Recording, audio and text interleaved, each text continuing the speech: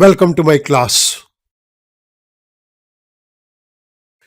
In Microsoft Excel program, there are a number of financial functions given to us. Here a complete list of all financial functions is given to you. All functions listed here are discussed in separate video lectures. Let us start.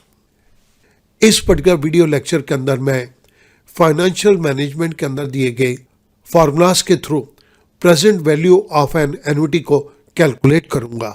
This is part number 2.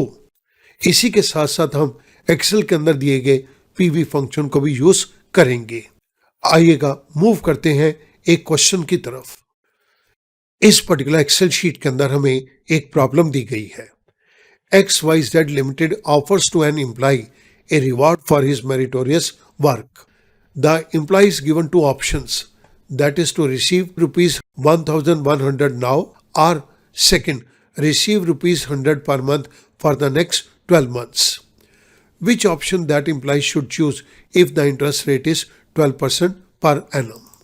XYZ Limited company अपने meritorious worker को एक reward देना चाहती है जिसके अंदर उसे 1100 रुपये या तो अभी दे दे या उसे per month 100 rupees for the next 12 months they. ये एम्प्लॉय किस ऑप्शन को चूज करे, हमें ये बात को जानना है अगर rate of interest 12% per annum है. सो इसके लिए स्टूडेंट हम प्रेजेंट वैल्यू के फंक्शन को यहाँ पर टेकअप करेंगे, लेकिन उस फंक्शन को लेने से पहले मैं कुछ बेसिक इनपुट्स यहाँ पर ले रहा हूँ. Amount is equals to 1100. Rate of interest is 12%. Time period is, this is 12 months. PMT जो हमें पर मंथ अमाउंट मिलेगा that is 100. This is per month. अब मैं एक्सेल के फंक्शन को यूज करके प्रेजेंट वैल्यू को कैलकुलेट करूंगा. This is equals to present value. Rate given to us is 12%.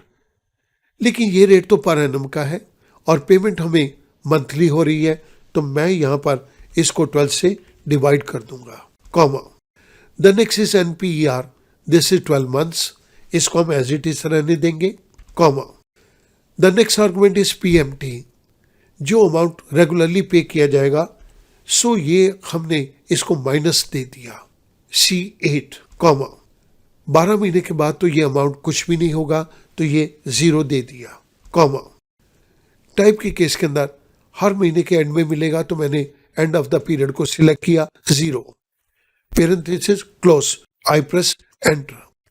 मेरे पास यहाँ पर ये अमाउंट 1125 रुपीज 51 पैसा आ गया.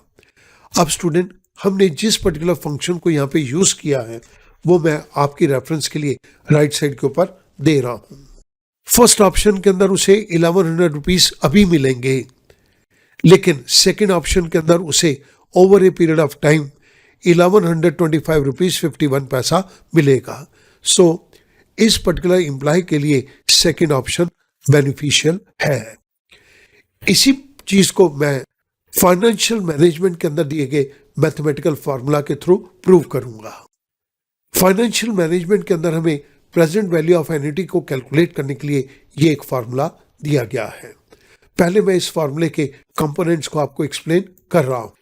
PVA refers to present value of an annuity. A refers to annuity amount. R refers to discount rate or interest rate. And N refers to number of periods in which payment will be made. इस particular फार्मूले को मैं आपके सामने right side के ऊपर implement करूंगा. So here I right present value of annuity. इस जगह के ऊपर मैंने एन्युटी अमाउंट को यहां पर मल्टीप्लाई कर दिया और अब इसके आगे मैं इस पर्टिकुलर पार्ट को टेकअप कर रहा हूं. पहले ये मैं आपके रेफरेंस के लिए यहां पर लिख दूंगा. Equals to parenthesis start 1 minus parenthesis start. ये हमने 1 माइनस को कवर कर लिया. अब मैं ये सेंट्रल पार्ट को टेकअप कर रहा हूं. This is 1 divided by parenthesis start 1 plus again 1 more parenthesis C6. This is R divided by 12. Parenthesis close 1 second. अब मैं इस n को टेकअप कर रहा हूं। रेज टू पावर n के लिए मैंने कैरेट सिंबल दिया और n के लिए मैंने नंबर ऑफ पीरियड 12 दे दिया, C7। ये मैंने इस वाले 1 plus R raise to power n को मैंने क्लोज किया है। अब मैं ये पूरे के पूरे ऊपर वाले पार्ट को क्लोज कर रहा हूं। This is divided by parenthesis start rate of interest, it is again divided by 12 parenthesis close. अब मैं एंटर को प्रेस कर रहा हूं। ये स्टूडेंट मैंने आपकी रेफरेंस के लिए फॉर्मूला दे दिया। मैं अब नीचे इसके अंदर इक्वेशन में इस फार्मूला को सॉल्व कर दूंगा। This is equals to C8, this is the annuity amount multiplied by, अब मैं ये ऊपर वाले फार्मूले को सॉल्व कर रहा हूं तो मैंने इसको फार्मूले को कॉपी किया और नीचे पेस्ट कर दिया। मेरे पास यहां पर एक वैल्यू आ गई 11.2550775। This is the answer. I reduce these decimals. अब मैं इस इक्वेशन को सॉल्व करूंगा। This is equals to C800 rupees. This is multiplied by, मुझे ऊपर से फॉर्मूले को कॉपी करना है तो मैंने ये फॉर्मूला यहां से कॉपी किया। इस फॉर्मूले को मैं नीचे पेस्ट कर रहा हूं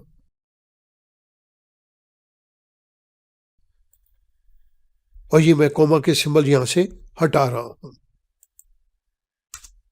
मेरे पास एक वैल्यू आ गई 1125 रुपीज 51 पैसा। नीचे मैं आपको यहां पर कंप्लीट फॉर्मूला दे रहा हूं। ये मेरे पास प्रेजेंट वैल्यू ऑफ एन्युटी निकल कर आ गई।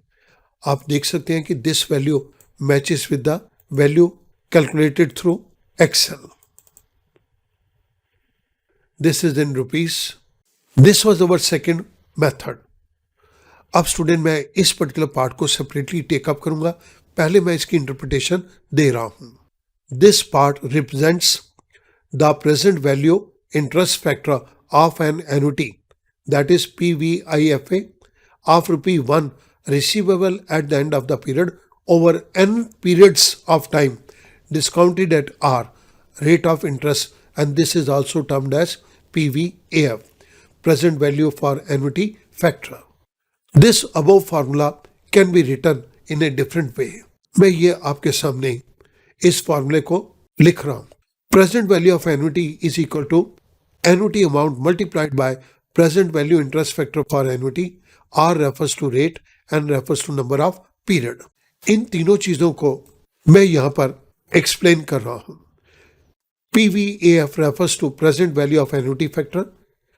This is the same thing, present value interest factor of an annuity, and A is the annuity amount. Now I present here the same formula. इस फॉर्मूले को मैं इस जगह के ऊपर आपकी रेफरेंस के लिए दे रहा हूं। Annuity amount is given in cell number C8 multiplied by present value interest factor for annuity. यहां पर मैंने R को 12% डिवाइडेड बाय 12 कर दिया और उसके बाद N is number of period, तो ये हमने 12 दे दी है। अब इसकी वैल्यू को 12% को 12 से डिवाइड करें तो 1 आ जाएगा। 1% के ऊपर 12 मंथ्स की वैल्यू को कैलकुलेट करने के लिए मैं यहाँ पर इस टेबल की मदद लेता हूँ। Present value interest factor for an annuity 1% के ऊपर हमारे पास ये वैल्यू है 11.2551।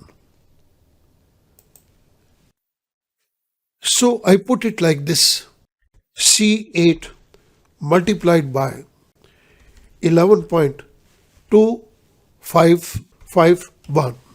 ये हमारी फाइनल इक्वेशन आ गई। अब मैं इस इक्वेशन को सॉल्व करता हूं। This is equals to 100 multiplied by 11.2551। I press enter.